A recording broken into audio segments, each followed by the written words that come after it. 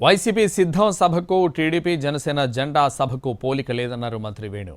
Agenda లేని జెండా సభ flop అయిందన్నారు ఆయన. జెండా సభ రెండు సామాజిక వర్గాలు పెట్టిన సభగా మారిందంటున్న మంత్రి వేణుతో మా ప్రతినిధి Srinivas face to face. TDP Janasena జెండా పండుగలోని చంద్రబాబు నాయుడు అలాగే పవన్ కళ్యాణ్ కూడా చేసిన వ్యాఖ్యల మీద స్పందించడానికి ఇక్కడ మన దగ్గర రాష్ట్ర మంత్రి చెల్లిబోయిన వేణుగోపాలకృష్ణ గారు ఉన్నారు. ఆయన అడిగి తెలుసుకుందాం. సార్, నిన్న వైసీపీ పార్టీ మీద అలాగే ముఖ్యమంత్రి జగన్మోహన్ రెడ్డి మీద మీ మంత్రుల మీద కూడా అనుచితమైన వ్యాఖ్యలు చేశారు. దీని మీద మీ స్పందన?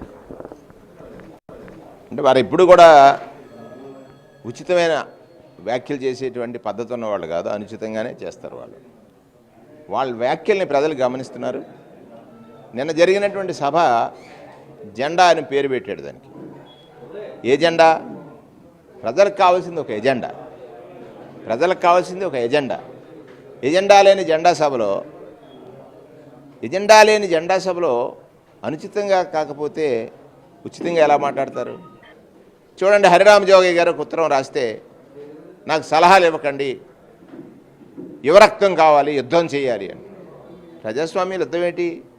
ప్రజాస్వామ్యంలో యుద్ధం చేస్తారా? ప్రజలను ఓటు అడుగుతారు, ప్రజలు మెచ్చుకుంటూ ఓటేస్తారు. మీ మాటలు ప్రజల మనసుల్ని గాయపరుస్తున్నాయి. ఇవాళ ముద్రగడ పద్మనాభం గారు ఉత్తరం రాశారు. ఏమని?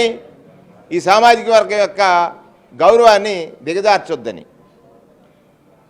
చంద్రబాబు నాయుడు ఆయన్ని ఎలా అవమానపరిచాడో చూసాం కదా. ఆయన్ని కాదు, అక్కడ ముద్రగడ పద్మనాభం గారు ఎవరి కోసం ఉద్యమం చేశాడు? కాపు సోదరుల కోసం చేశాడు. కాపు సోదరుల కోసం ఉద్యమం చేసినటువంటి ముద్రగడ పద్మనాభం గారి కుటుంబాన్ని ఏ విధంగా అవమానపరిచాడు? ఆ ఉద్యమానికి సహకరించినటువంటి కాపు సోదరుల్ని కంచం కొడితే కేసులు పెట్టాడు. అటువంటి చంద్రబాబు నాయుడు చెంతన చేరి ఆయన జెండాని ఈయన భుజాన వేసుకుని ఈయన ఎజెండా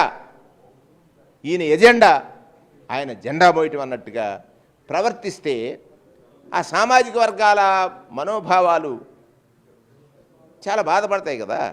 అందుకే పద్మనాభం గారు ఉత్తరం రాసి ఉంటారు. ఇవాళ సిద్ధం సభకి జెండా సభకి తేడా ఏంటి? సిద్ధం సభలో ఒక స్పష్టత ఉంది. సిద్ధం సభలో జగన్మోహన్ రెడ్డి గారు అడుగుతున్నది ఒక్కటే. నేను 5 సంవత్సరాల కాలంలో 4 సంవత్సరాల 9 నెలల్లో 99% హామీలను అమలు చేశాను. భీమిలిలో మొదలైన సభ ఏలూరులో సభ డబల్ అయింది, అనంతపూర్కి వెళ్తున్నారు. ఇక్కడ దానిలో 10వ వంతు లేనటువంటి 6 లక్షల జనం అని దానిలో 10% జనం రాని, అందుకే లైట్ ఫెయిల్ అయిన తర్వాత పెడతా ఉంటాడు చంద్రబాబు నాయుడు. ఈ మోసగాడు కదా, ప్రజల్ని మోసం చేయడానికి లైట్ ఫెయిల్ అయిన తర్వాత సభ. యుద్ధాలు ఉండవు. ప్రజల్ని ఆదుకోవడానికి పాలకుడు కాదు సేవకుడు అన్న జగన్ సిద్ధమయ్యాడు. ఆయన్ని గెలిపించడానికి ఈ రాష్ట్ర ప్రజలు సిద్ధమయ్యారు. ఈ రాష్ట్రంలో పేదవాడిని ఆదుకునే, పేదవాడికి రక్షణగా నిలిచి, పేదవాడికి కానీ ఎస్సీ ఎస్టీ బీసీ మైనారిటీలకు నా వాళ్ళని చెప్పుకునేటువంటి జగన్ గారిని గెలిపించడానికి. అయితే చంద్రబాబు నాయుడు అలాగే పవన్ కళ్యాణ్ చేసిన జెండా సభలోని వ్యాఖ్యలను అనుచిత వ్యాఖ్యలుగా మంత్రి వేణు ఖండించడం జరిగింది. అయితే ఈ సిద్ధం సభలకు వస్తున్న జనంలోని 10% కూడా ఈ జెండా సభకు రాలేదని చెప్పేసి విమర్శిస్తున్నారు. కెమెరామెన్ వాసుతో శ్రీనివాస్, ఎన్టీవీ, రాజమండ్రి.